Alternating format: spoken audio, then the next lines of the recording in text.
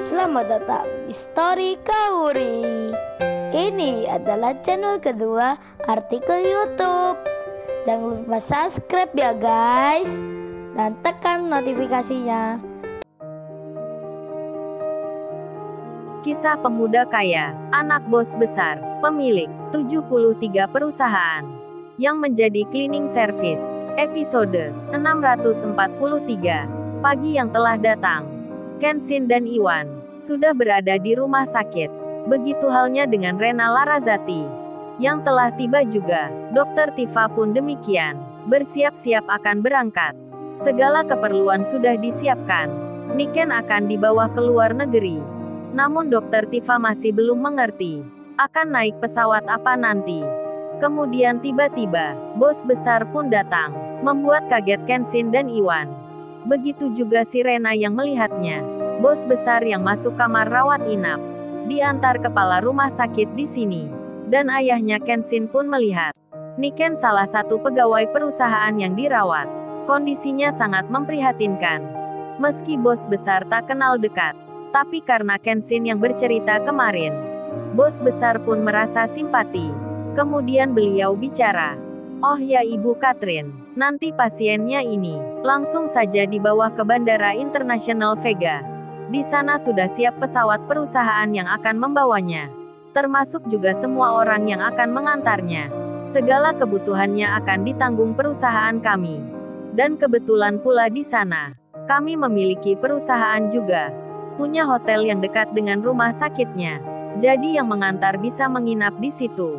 Bos besar gitu, di mana-mana banyak usahanya, tak terkecuali di dalam negeri, melainkan di berbagai negeri. Kemudian beliau melanjutkan bicara, "Oh ya Ken, kalau Mbak ini sudah selesai operasinya, dan dinyatakan dokter baikan, kamu cepat kembali segera, untuk melakukan pekerjaanmu lagi. Seperti yang ayah bilang kemarin." Bos besar memanggil Kenshin. Kenshin menjawabnya, "Iya ya baik." Kenshin sudah mengerti. Kalau sudah selesai operasinya, Kenshin akan kembali. Dokter Tifa pun mendengar dan melihatnya. Ternyata pemuda ini anaknya orang kaya. Pantas saja bisa bicara dengan orang penting di Jerman. Dan mungkin Mbak Rena yang ini, yang punya mobil mewah di luar, adalah kekasih atau calon istrinya. Pantas saja wanita kaya dan cantik begini bisa kenal laki-laki ini. Aku kira kemarin hanya pemuda biasa. Ternyata di balik bajunya yang sederhana, dia anak pengusaha yang ternama. Dokter Tifa pun bicara dalam benaknya. Ibu Catherine kepala rumah sakit ini pun langsung bicara. "Oh ternyata Mas ini anaknya Pak Bill Gates, yang disebut-sebut tuan muda itu. Saya merasa senang bertemu Anda." Ibu Catherine menyapa Kenshin.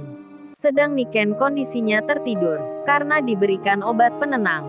Ibunya Niken dan saudaranya pun diberi penjelasan kalau Niken akan berangkat ke Jerman segera. Ibunya Niken merasa senang, sebab mendapat pertolongan yang tak dibayangkan. Di lain tempat si Arnold sendiri, yang tak lain calon suaminya Niken, di rumahnya lagi bicara dengan orang tuanya. Bapaknya yang seorang pegawai dari perusahaan yang punya jabatan, bertanya pada Arnold anaknya di pagi ini, "Oh ya Arnold, apa keluarga Niken itu tak menelponmu lagi? Apa teman-temannya juga tak bertanya pula tentangmu? Sebab kamu tak melihatnya lagi di rumah sakit untuk menjenguknya?"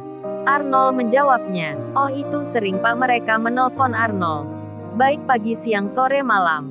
Mereka banyak yang telepon menanyakan. Tapi Arnold tak pernah mengangkatnya. Tak pernah membalas pesan yang masuk." Bapaknya pun menjawabnya, "Ya bagus itu jangan diladeni. Biar mereka tahu kalau kamu menghindari. Kan kamu belum menikah dengan Niken itu. Jadi tak ada salah ataupun tanggung jawab darimu. Dari awal Bapak nggak setuju kamu akan menikah dengan Niken. Sebab keluarganya kurang mampu. Hanya Niken yang kerjanya bagus. Nah kalau seperti ini, kalau kamu ke sana, bisa-bisa biaya perawatan keluarga mereka akan dibebankan pada kita. Bayangkan saja berapa puluhan juta atau bahkan ratusan juta yang nanti kita akan keluarkan. Jadi benar keputusan kamu. Lebih baik menghindar daripada kehilangan uang. Lagian Niken sudah luka bakar di wajahnya. Bapak tak mau punya menantu yang cacat, tak cantik dan tak rupawan. Ibunya Arnold pun ikut bicara. Iya Arnold, ibu juga setuju dengan kata bapakmu. Lebih baik malu jadi omongan sebentar, daripada kamu menanggung biaya yang besar. Merawat Niken seumur hidup nanti. Mending cari wanita lain, yang normal dan cantik. Di kantor bapakmu kan banyak pegawai-pegawai wanita. Bapakmu ini punya jabatan tinggi. Pasti ada seseorang yang mau dijodohkan denganmu. Bapaknya Arnold bernama Pak Jayadi. Bekerja di perusahaan milik orang luar negeri. Dia dipercaya menjadi seorang pimpinan pegawai.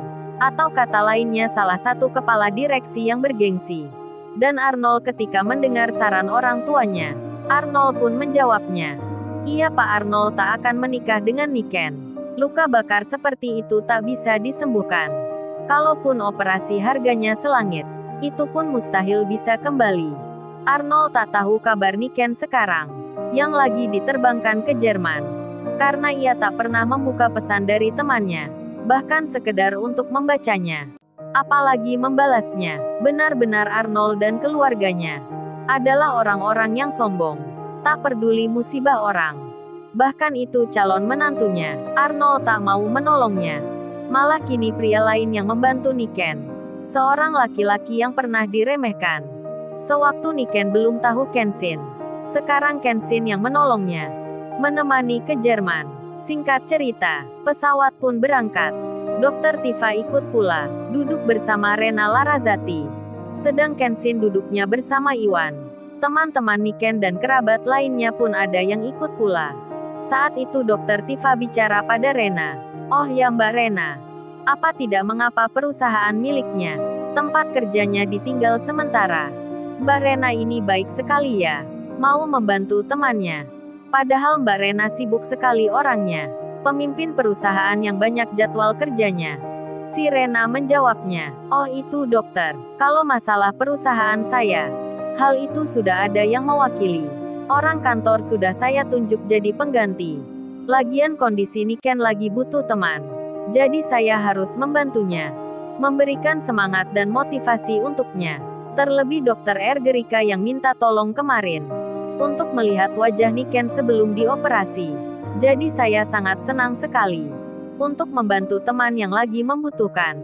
Dokter Tifa pun menyahutnya. Oh begitu ya rupanya. Tapi memang benar-benar Mbak Rena ini teman yang setia ya. Sudah kaya cantik baik hati pula. Sama seperti kekasihnya itu.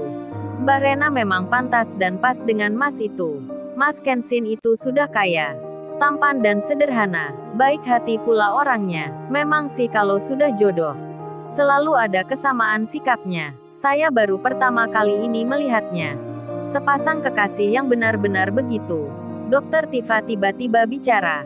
Mengira Kenshin adalah pasangannya Rena. Si Rena jadi kaget mendengarnya. Rena pun hendak berkata, menjelaskan hal yang sebenarnya. Tapi Dokter Tifa kemudian berdiri, mendekati Niken untuk membenarkan infusnya. Sekalian Dokter Tifa bilang ke Niken, oh ya Mbak, Niken sekarang lagi ada di udara. Sedang menuju ke Jerman. Jadi Mbak Niken yang semangat. Karena saya yakin sekali, wajah Mbak Niken akan kembali lagi. Niken pun bahagia mendengarnya, tersenyum bibirnya. Di tengah itu malah Kenshin ke tempat Rena, untuk memberikan minuman dan makanan ringan. Dokter Tifa pun melihatnya, jadi semakin yakin dirinya. Mereka memang adalah pasangan. Dokter Tifa tersenyum di hatinya. Lalu, bagaimana kisah selanjutnya? Subscribe channel ini, untuk episode berikutnya. Terima kasih. Jangan lupa ya guys, untuk kelanjutan ceritanya ada di channel Story Kauri. Jangan lupa subscribe ya guys, dan tekan notifikasinya